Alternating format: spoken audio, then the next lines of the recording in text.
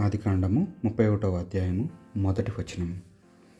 యాకోబు పూచిక పుల్ల కూడా వదలకుండా మన తండ్రి ఆస్తి అంతయు కాజేసెను. మన తండ్రి సొత్తును దోచుకునుట వలననే అతనికింత వైభవం కలిగినది అని లాబాను కుమారులు అనుకొనుట యాకోబు వినెను. లాబాను కూడా మునుపటి మాదిరిగా అతని పట్ల ప్రసన్నుడుగా లేడు.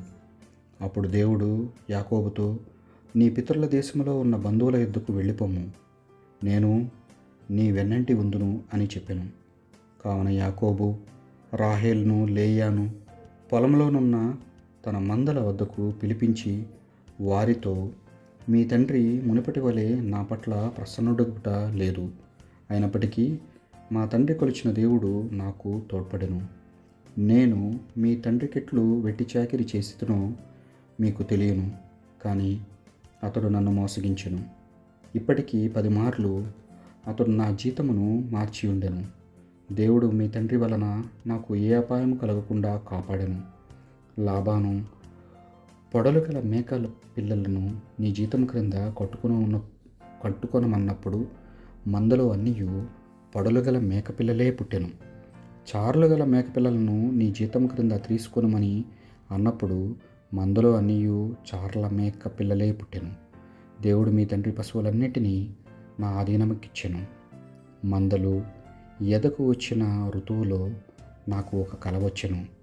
నేను కన్నెత్తి చూచితిని, మందలలోని ఆడ పశువులను దాటుచున్న పోతులకు చార్లు గాని మచ్చలు గాని పొడలు గాని ఉండెను.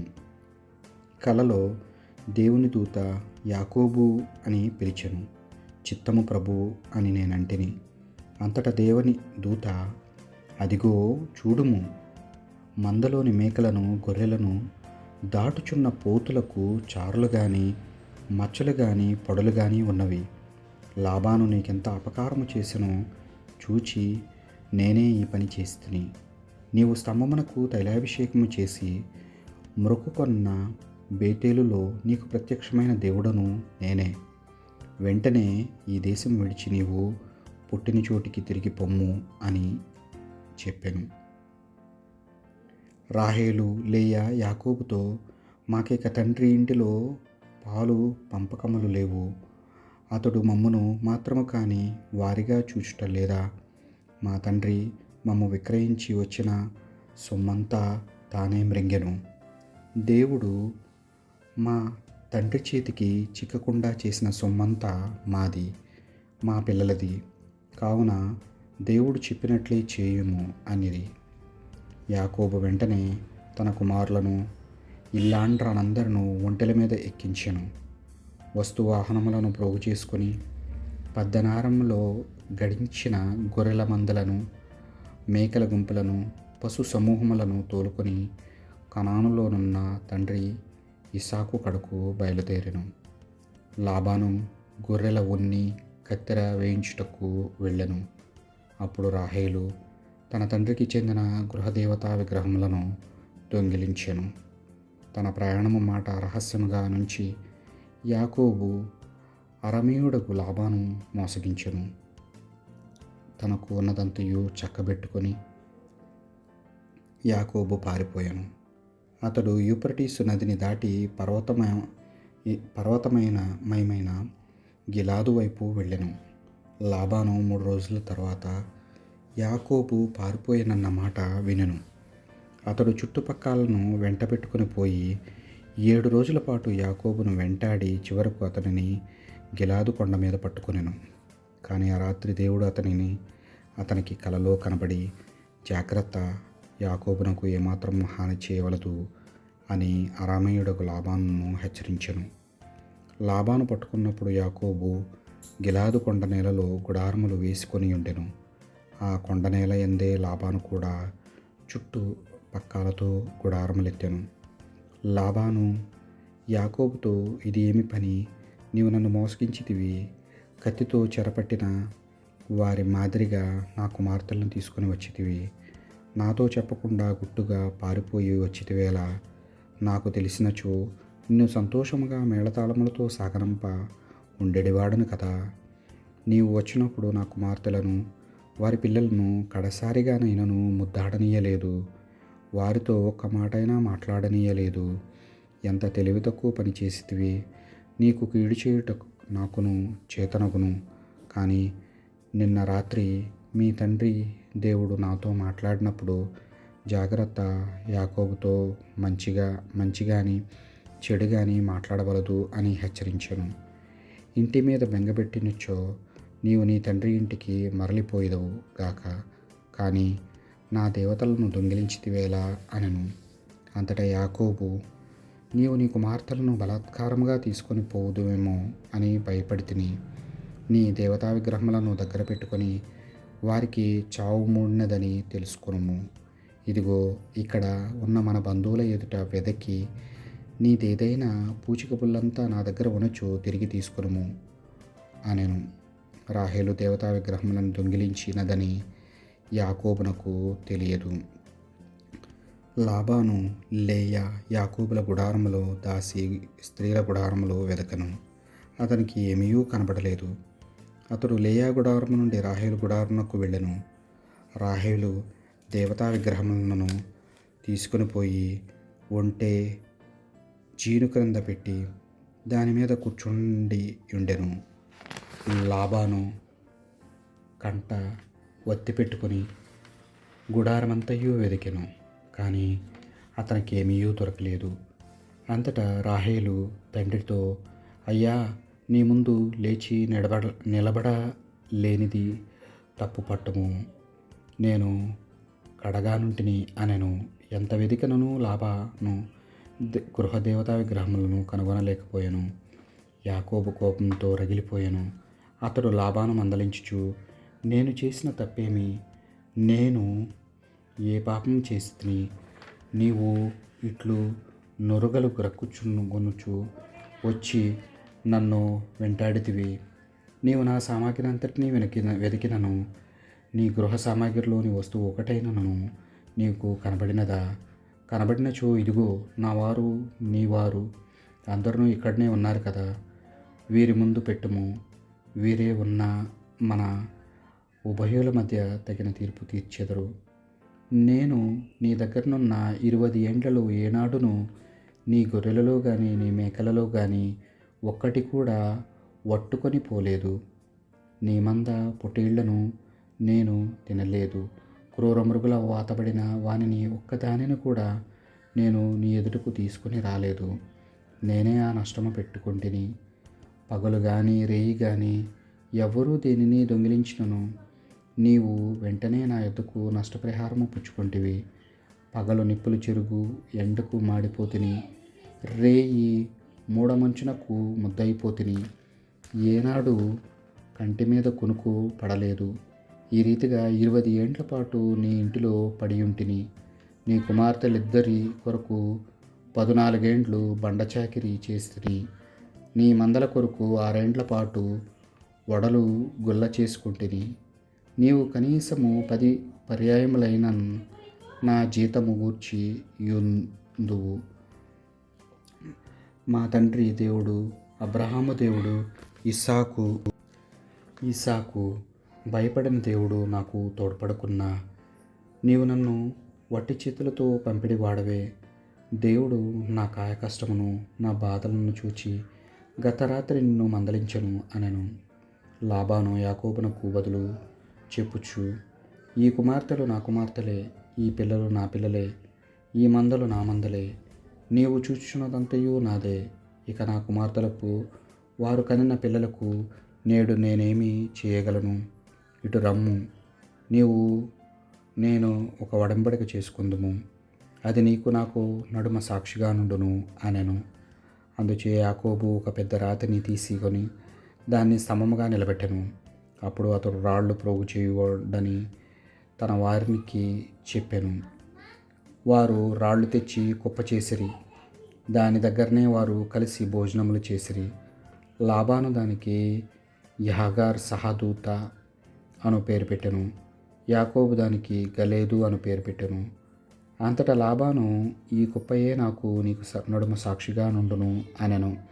ఈ కారణము చేత దానికి గలేదు అను పేరు వచ్చెను. లాబాను, మనము ఒకరి కంటికి ఒకరు కనబడకుండా విడిపోయినప్పుడు దేవుడు మనల్నిద్దరినీ ఒక కంట కనిపెట్టునుగాక అనెను. కావుననే ఆ తావునకు మిస్పా అను పేరు వచ్చెను.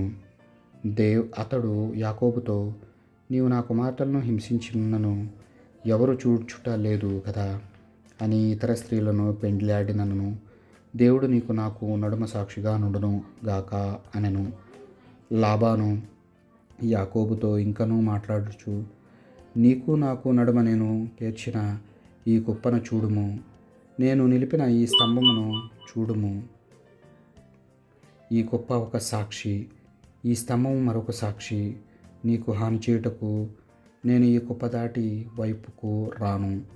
నీవును నాకు కీడు చేయుటకు ఈ కుప్పను ఈ స్తంభమును దాటి ఈవలకు రావలదు. అబ్రహాము దేవుడు, నాహోరు దేవుడు, వారి తండ్రి దేవుడు మనకు తీర్పరి అయి ఉండును అనెను. యాకోబు, మా తండ్రి ఇస్సాకు భయపడిన దేవుని తోడు అని ప్రమాణము చేసెను. అతడు ఆ కొండ మీదనే బలి అర్పించి తన వారిని విందునకు పిలిచెను. వారందరూ కలిసి విందారగించి కొండ మీదే ఆ రాత్రి గడిపిరి. లాబాను మరునాడు తెల్లవారుజామున లేచి కుమార్తెలను వారి పిల్లలను ముద్దాడి దీవించి ఇంటికి తిరిగి వెళ్ళెను. 32వ అధ్యాయము. అంతట యాకోబు ప్రయాణము సాగించుచుండగా త్రోవలో దేవదూతలు అతనికి ఎదురొచ్చిరి. యాకోబు వారిని చూచి, ఇది దేవుని సైన్యము అని పలికెను. కావున ఆ చోటికి మహనయీము అను పేరు పెట్టెను. యాకోబు తనకంటే ముందుగా ఎదోము దేశమునందు శేయూరు మండలములోనున్న తన అన్న ఏసావునొద్దకు దూతలను పంపెను. నా మాటలుగా ఏసావునకు చెప్పుడని వారితో ఇట్లనెను, ప్రభు, నీ దాసుడు యాకోబు ఇట్లు చెప్పుచున్నాడు, నేను పరదేశిగా లాబాను దగ్గరుంటిని, ఇప్పటి వరకు అక్కడనే నివసించితిని. నాకు ఎడ్లు, గాడిదలు, గొర్రెలు, మేకలు కలవు. దాసాదాసి జనమునున్నది. ప్రభు, నీ అనుగ్రహము సంపాదించుకున్నట్టుకే నీ వద్దకు వర్తమానము పంపుచున్నాను. వాహకులు తిరిగి వచ్చి యాకోబుతో, మేము మీ అన్నను చూచి వచ్చితిమి. 400 మందిని వెంటబెట్టుకొని త్రోవలోనున్నే నిన్ను కలుసుకొనుటకు ఏసావు బయలుదేరి వచ్చుచున్నాడు అనిరి. యాకోబునకు మిక్కిలి భయము, తత్తరపాటు కలిగెను. అతడు తన వెంటనున్న వారిని, మేకలను, గొర్రెలను, పశువులను, ఒంటెలను 2 గుంపులుగా విడదీసెను. ఏసావు ఒక గుంపు మీదబడి దాన్ని కూల్చివేసినను, 2వ గుంపైనను అతని బారిన పడక తప్పించుకొని పోవునని అతడు తలంచెను. అప్పుడు యాకోబు, నా తండ్రి అబ్రహాము దేవా, నా తండ్రి ఇస్సాకు దేవా, స్వదేశమందలి చుట్టుపక్కల దగ్గరకు వెళ్ళమని నన్ను ఆదేశించి నిన్ను సంపన్నుని చేయుదునని మాట ఇచ్చిన ప్రభు, ఈ నీ దాసుని పట్ల నీవు చూపిన దయను విశ్వాసమునకు అపాత్రుడను. నేను యోర్దాను దాటినప్పుడు చేతిలో నా చేతి కర్ర తప్ప ఇంకేమీ లేదు. కానీ ఈనాడు ఈ 2 బలగములతో తిరిగి వచ్చి తిని, మా అన్న ఏసావు వచ్చి తల్లి అనక పిల్ల అనక వరుసపెట్టి అందరినీ ఊచకోత కోయునని భయపడుచున్నాను. నిన్ను మహాసంపన్నుని చేయుదునని నీవు సముద్ర తీరమందలి ఇసుక వలె లెక్కల కందనట్లు నీ సంతతిని విస్తరిల్ల చేయుదుననియు నీవే నాకు చెప్పిది గదా అని ప్రార్థించెను. యాకోబు ఆ రాత్రి అక్కడనే గడిపెను. సోదరుడగు ఏసావునకు బహుమానముగా పంపుటకై అతడు తన దగ్గర ఉన్న మందల నుండి 200 ఆడు మేకలను, 20 మేకపోతులను, 200 ఆడు గొర్రెలను, 20 పొట్టేళ్లను, పిల్లలతో పాటు 30 పాడి ఒంటెలను, 40 ఆవులను, 10 కోడెలను, 20 ఆడు గాడిదలను, 10 మగ గాడిదలను ఎన్నుకొనెను.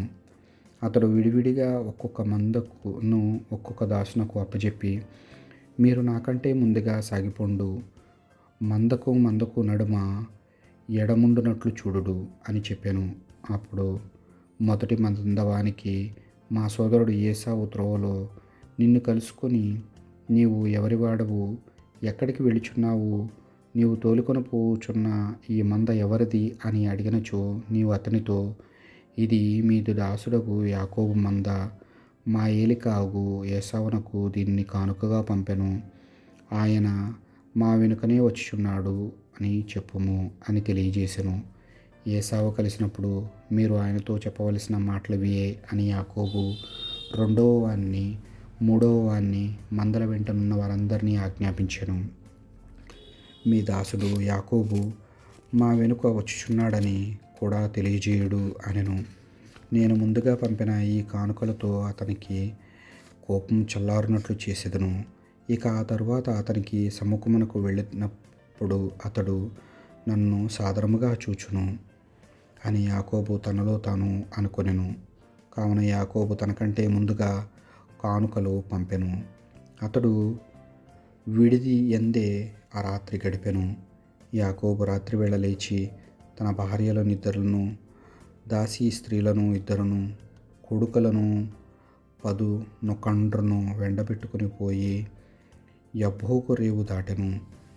యాకోబు వారిని తీసుకుని పోయి ఏరు దాటించిన తరువాత తనకున్నదంతయు ఏటి అవతలి ఒడ్డుకు చేర్పించెను. ఇక యాకోబు ఒక్కడే మిగిలిపోయాను. అప్పుడు ఒకానొక నరుడు తెల్లవారు వరకు అతనితో కుస్తీ పట్టెను. ఆ మనుష్యుడు యాకోబునంత సేపటికి ఓడింపలేకపోవుటచే అతని తుంటి మీద కొట్టెను. అంతటా వారు పెనుగులాడుచుండగా యాకోబునకు తుంటి తొలగెను. ఆ మనుష్యుడు తెల్లవారుచున్నది, నన్నిక పోనిమ్ము అనెను. దానికి యాకోబు, నన్ను దీవించు వరకు నిన్ను వెళ్ళనీయను అని పలికెను. అతడు, నీ పేరేమి అని అడుగగా ఇతడు, నా పేరు యాకోబు అని జవాబు చెప్పెను.